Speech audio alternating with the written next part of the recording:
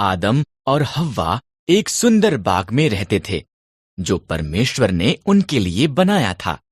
पर शैतान एक धूर्त सांप की तरह आया और आदम और हव्वा की परीक्षा ली। क्या परमेश्वर ने तुमको सही में कहा इन पेड़ों के फलों को मत खाओ?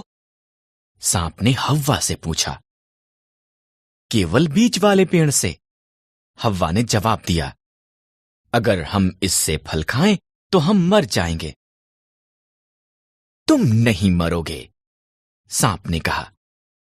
यहां पर एक कारण है कि क्यों परमेश्वर नहीं चाहते कि तुम इस पेड़ से खाओ।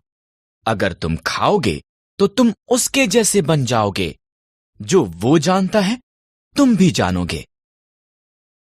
हव्वा ने फल खा लिया। उसने कुछ आदम को भी दिया जो उसके साथ था।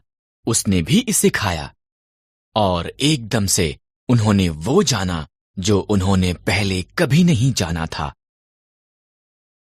एक बात जो वो जानते थे वो ये कि वो नंगे थे। उन्होंने अपने आप को ढकने के लिए पत्तों को जोड़ जोड़ कर सिल लिया। उन्होंने पहले कभी भी डर और शर्म को महसूस नहीं किया था, इसलिए वो जानते थे कि कुछ गलत हुआ है। आदम, हव्वा, परमेश्वर ने आवाज दी। हम छिप रहे हैं, आदम ने कहा। हम नंगे हैं।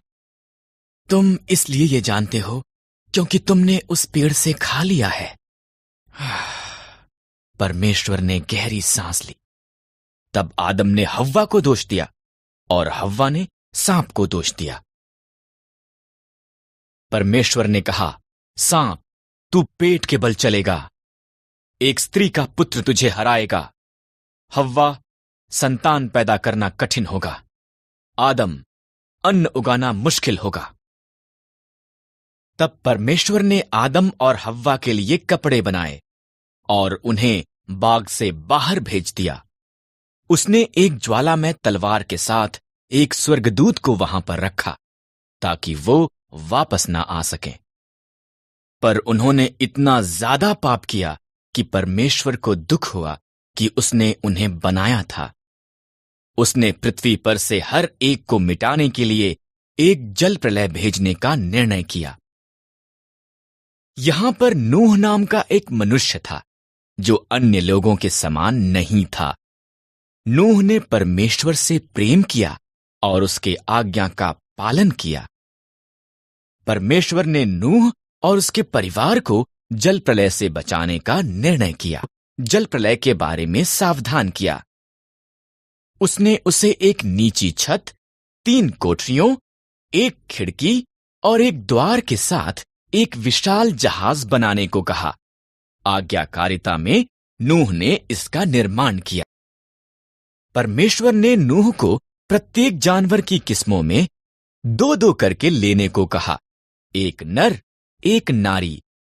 तब नूह, उसका परिवार और जानवर जहाज के अंदर गए।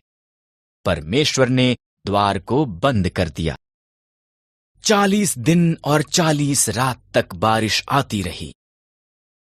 पानी आकाश से गिरा और समुद्रों और झीलों से भी ऊपर आया, यहां तक कि सबसे ऊंचे पहाड़ भी पानी में डूब गए। इन सब के दौरान नूह, उसका परिवार और सभी जानवर बाढ़ के जल के ऊपर तैरते जहाज में सुरक्षित थे। परमेश्वर एक पल के लिए भी नूह को भूला नहीं था। परमेश्वर ने हवा चलाई, पानी सूखने लगा। जहाज अरारात पहाड़ पर ठहर गया।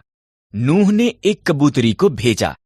जब वो वापस नहीं आई तो वो जान गया कि अब सब सुरक्षित थे। जब पृथ्वी सूख गई, परमेश्वर ने उन्हें बाहर आने के लिए कहा। उसने आकाश में एक इंद्रधनुष को वादे के रूप में रखकर कहा कि वो कभी भी पूरी पृथ्वी को जल प्रलय द्वारा दोबारा नाश नहीं करेगा।